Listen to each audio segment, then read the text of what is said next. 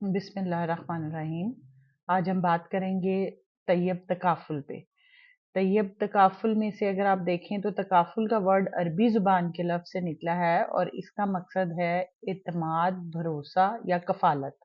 और कफ़ालत से मुराद यही है कि भाईचारे की बुनियाद पर एक दूसरे की ज़िम्मेदारी को निभाना। तो तैयब तकाफुल का मेन बुनियादी मकसद यही है कि एक दूसरे की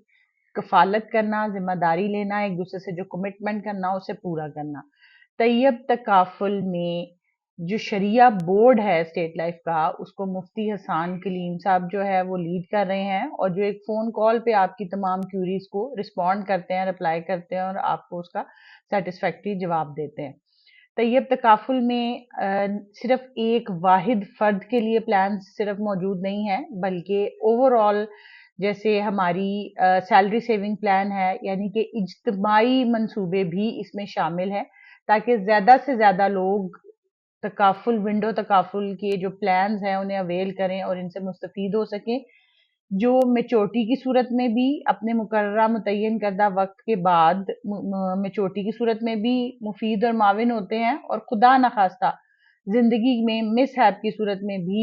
लोगों की कफालत की या वो उन खानदानों की कफालत की जिम्मेदारी को पूरा करते हैं और लोगों के लिए आसानियां बांटते हैं। आप इसमें रेगुलर 10 ईयर, 12 ईयर, 15, 18, 20 ईयर्स तक की इंश्योरेंस भी करवा सकते हैं। इसके साथ साथ सैलरी सेविंग प्लान इसमें मौजूद है कि अगर ग्रुप में लोग मौजूद हैं, कहीं पे काम कर रहे हैं, तो वो माहाना बुनियादों पर अपनी सैलरी में से सेविंग या डिडक्शन करवाते हैं और वो सैलरी सेविंग प्लान की मद में तकाफुल में इन्वेस्ट किया जाता है और एक अच्छा रिटर्न जो है वो लिया जाता है। इसी तरह से child education and marriage plan भी तकाफुल का हिस्सा है और एक गोल्डन इंडोमेंट जो 20 ईयर का प्लान है, लेकिन जस्ट 7 इंस्टॉलमेंट्स उसमें पे करनी है और 25% एडिशनल बोनस के साथ after the completion of 20 year आपको मोर देन 5 टाइम इंक्रीज होकर आपकी रिटर्न मेजोरिटी मिलती है। ये सारे के सारे प्लान्स तकाफुल में हैं और ये आपकी बेहतरी के लिए। अब होता क्या है कि जब as a sleeping partner invest किया जाता है तो शरिया बोर्ड पहले देखता है इस चीज को कि हमें ये अमाउंट किस प्रोजेक्ट में इन्वेस्ट करनी है, आया कि वो शरीयत के तकाजों के ऐन मुताबिक है। अगर वो शरीयत के तकाजों के मुताबिक हो और शरई तौर पर उसमें इन्वेस्ट करना जायज है, ठीक है, तो फिर स्टेट लाइफ अमाउंट उसमें उस प्रोजेक्ट में इन्वेस्ट करता है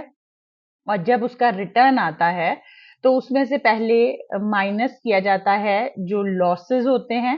देन ऑफिस एक्सपेंसेस को माइनस किया जाता है। उसके बाद जो अमाउंट बचती है वो एज ए स्लीपिंग पार्टनर जितने भी इन्वेस्टर्स होते हैं हमारे, वो जो